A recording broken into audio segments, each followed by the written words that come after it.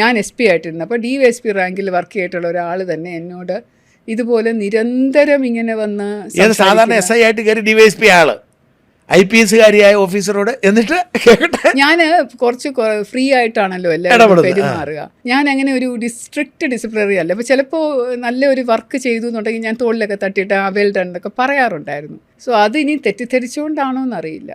ആൾ പറഞ്ഞ മാഡത്തിന് സംസാരിക്കുമ്പോൾ ഒരു ഭംഗിയുണ്ട്, നിൽക്കുമ്പോൾ ഒരു ഭംഗിയുണ്ട്, മാഡത്തിന് നടക്കുമ്പോൾ ഒരു ഗമയുണ്ട്, ഒരു റോയൽ ലുക്ക്, അങ്ങനെയൊക്കെ തുടങ്ങിയത് പിന്നെ രാത്രിയിൽ ഇങ്ങനെ ഫോൺ വിളിക്കുക, സംസാരിക്കുക, അങ്ങനെ ആയി. അപ്പോൾ ഇതെനിക്ക് എങ്ങനെ നിർത്തണം എന്ന് അറിയാൻ പാടില്ലാത്ത ഒരവസ്ഥയിലായി പോയി. എനിക്ക് കൺട്രോൾ ചെയ്യാൻ ഉള്ള ഒരു എക്സ്പീരിയൻസ് കൊണ്ട് നമുക്കല്ലേ തൊഴിലിൽ എക്സ്പീരിയൻസ് ASP ആയിട്ട് വന്നേ ഉള്ളൂ. അതെ, വന്നേ ഉള്ളൂ. പിന്നെ എങ്ങനെ പരിഹരിച്ചു? അത് ഫോൺ ബ്ലോക്ക് ചെയ്ത് കട്ട് ചെയ്ത് ഞാൻ ആളെ മാറ്റി അവിടുന്ന് ഞാൻ ഒരാളെ സീനിയർ പറഞ്ഞിട്ട് ട്രാൻസ്ഫർ ചെയ്ത് മാറ്റി. മനസ്സിലായില്ലേ? അയ്യോ ഇല്ലയോ എന്ന് എനിക്കറിയില്ല. പിന്നെ മനസ്സിലായിട്ടുണ്ട്. പരാതിക്കൊന്നും പോയില്ല. പിന്നെ പോട്ടെ ഇത് ഇഷ്ടം പോലെ ഉണ്ടാവാറുണ്ട്. രാഷ്ട്രീയക്കാരിൽ നിന്നും ഉണ്ടായിട്ടുണ്ട്. യെസ്, ഒരു പെർട്ടിക്കുലർ രാഷ്ട്രീയക്കാരനാണ് ആള്. അറിയാം, നിങ്ങൾക്ക് എല്ലാവർക്കും അറിയാം.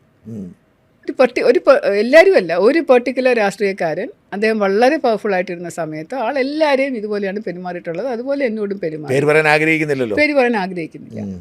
പറയുന്നത് ശരിയല്ല. ആരുടെയും പേര് ഞാൻ പറയുന്നില്ലല്ലോ. ഓക്കെ, അത് എന്നിട്ട് ഇത് ആർക്കെതിരും പരാതി കൊടുത്തിട്ടില്ലേ? പക്ഷേ ഇത്തരം കാര്യങ്ങളുണ്ടായി. ഇത് പരാതി ഞാൻ കൊടുത്തിട്ടുണ്ട്.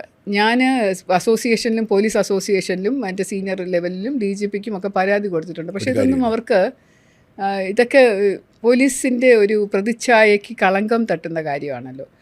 അതുകൂടാതെ എനിക്കും ഒരാഗ്രഹമില്ല. ഞാനിങ്ങനെ കരഞ്ഞുകൊണ്ട് പരാതിയുമായിട്ട് ചെല്ലുന്ന ഒരു ആളെക്കാളും ഞാനൊരു ഭദ്രകാളി രൂപത്തിൽ എല്ലാം റെസിസ്റ്റ് ചെയ്ത് നിൽക്കുന്ന രൂപം, അതാണ് എനിക്കിഷ്ടം.